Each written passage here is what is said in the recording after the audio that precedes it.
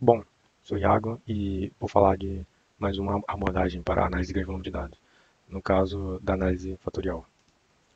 O que é essa análise?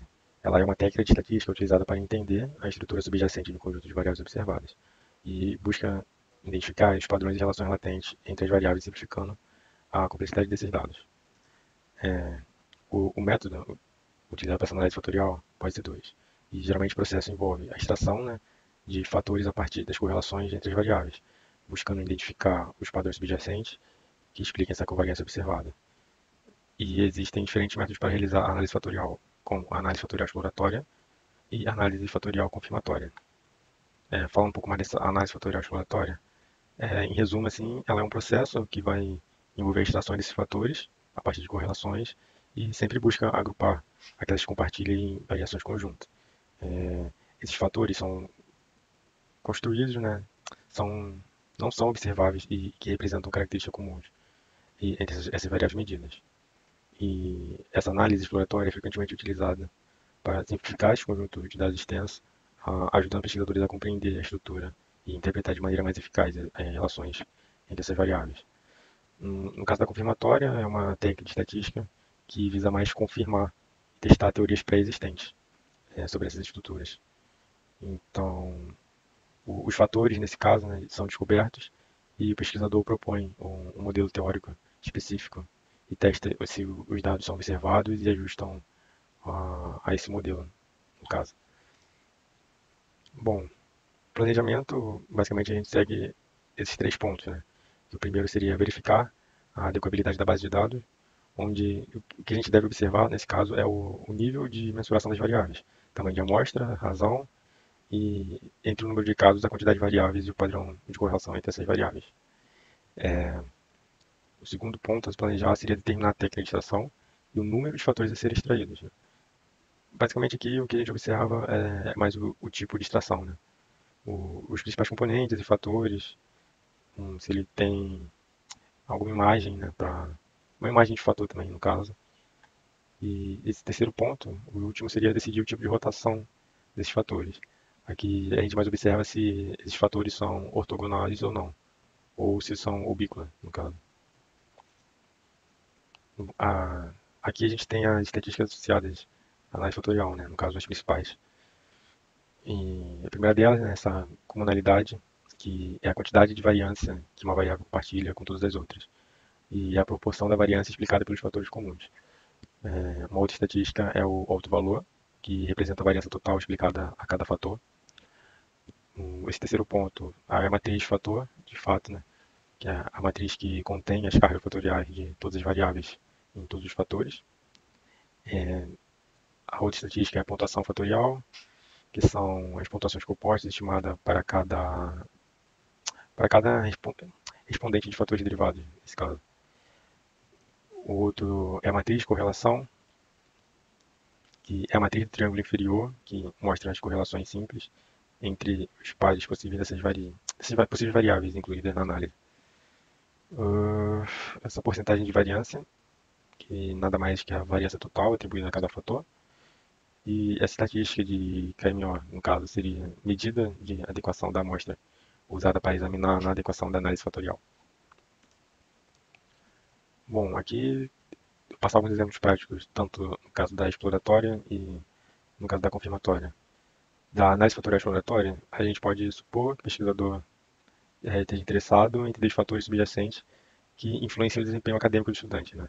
Então, ele coleta os dados da amostra do estudante, medindo essas variáveis e medindo as variáveis, né, com horas de estudo semanal, frequência de participação em aulas e notas de diferentes disciplinas envolvendo atividades curriculares. Bom, aí a gente tenta identificar, né, esses fatores subjacentes que podem explicar essa covariância entre essas variáveis observadas e, após realizar uma análise, né, a gente pode encontrar esses três fatores principais. Entre um deles seria o fator do estudo em envolvimento acadêmico, né, que esse fator inclui altas cargas com relações das variáveis relacionadas ao tempo de estudo semanal e participação em aula. Esse segundo ponto seria o fator de desempenho de disciplina específica, né, que pode incluir altas cargas das notas obtidas em disciplinas, indicando que existe uma relação comum entre o desempenho nessa disciplina. O outro seria esse fator de envolvimento extracurricular, que possui altas cargas na variáveis relacionadas ao envolvimento em atividades extracurriculares, indicando que o estudante participa mais dessas atividades tem uma convergência comum. No exemplo da análise fatorial confirmatória, a gente já pode supor, né, que tem um pesquisador que tenta prever, tem uma teoria prévia, né, no caso da situação de trabalho, que pode ser influenciada por três fatores latentes: a autonomia nesse trabalho, o relacionamento com o colega e o reconhecimento profissional. Então, o pesquisador coletaria esses dados, né, por meio de questionário, inclui pergunta específica para medir um desses fatores, e o modelo teórico seria proposto por esses três fatores, né? Onde o fator 1, essa autonomia do trabalho, as variáveis observadas seria o grau de controle sobre as tarefas diárias e tomada de decisões independentes. Basicamente essas duas. O outro fator dessa pesquisa seria o relacionamento dos colegas, onde a satisfação com o relacionamento no ambiente de trabalho seria uma das variáveis observadas e a outra poderia ser a comunicação eficaz com os colegas. E o terceiro fator seria o reconhecimento profissional, onde as variáveis observadas seriam satisfação com o reconhecimento do trabalho e a outra variável seria oportunidade de promoção. Aqui, então, a gente faria uma análise pontuar essas vantagens e desvantagens. Uma das vantagens, né, dessa análise seria essa redução da dimensionalidade, onde a análise fatorial ajuda a reduzir um grande número de variáveis observadas por um número menor de fatores subjacentes, simplificando assim a interpretação desses dados. Uma outra vantagem é a identificação, né, desses padrões latentes, que permite identificar nos padrões subjacentes ou fatores latentes que podem ter ou não evidentes, que podem ser ou não evidentes quando a análise de cada variável é feita individualmente. Essa terceira vantagem seria a facilita a interpretação, né? Tipo, um exemplo, quando a gente agrupar essas variáveis relacionadas em fatores, essa análise vai facilitar na interpretação do resultado, tornando mais fácil o entendimento dessas relações entre as variáveis. Essa última vantagem seria a eficiência na modelagem, que pode ser, né, uma ferramenta quando há muitas variáveis correlacionadas e deseja simplificar essa estrutura. Agora, de vantagem, né, dessa análise fatorial seria um ponto a interpretação subjetiva, onde a interpretação desses fatores, né, extraídos pode ser subjetiva e depender da escolha do pesquisador sobre como ele rotularia ou seria feita essa interpretação desses fatores.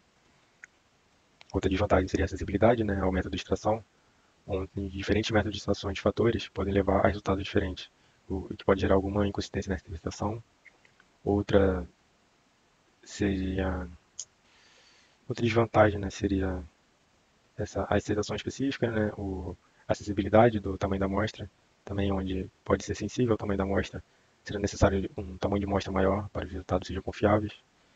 E a última desvantagem seria essa limitação na detecção de relações não lineares, onde a análise fatorial é mais eficaz na detecção de relações lineares entre as variáveis, sendo menos apropriada para identificar relações não lineares. Fora esse da análise fatorial, a gente teria outros métodos também para abordar nesse caso. Mas só dando um overview assim, a gente teria essa análise de série temporal, né, que é uma técnica de estatística usada basicamente para identificar tendências e ciclos ao longo do tempo. Os dados dessa série temporal são na sequência e os pontos são os dados que medem a mesma variável em diferentes momentos. Como exemplo, o número de vendas semanais ou inscrição mensais de e-mail. E esse outro método seria a análise de Cohort, que basicamente ele é uma técnica de análise que agrupa usuários com base em uma característica compartilhada. Como exemplo, a data em que se escreve um serviço ou produto que é escolhido. Então, depois que esses usuários são agrupados em grupos, assim dizendo, eles podem acompanhar o seu comportamento ao longo do tempo para identificar essas tendências e padrões. Em resumo, seriam esses outros dois métodos. No final, assim, vou deixar a referência lá na descrição do vídeo e assim a gente encerra essa análise de dados, né? Essas outras abordagens de análise de dados para grande volume de dados.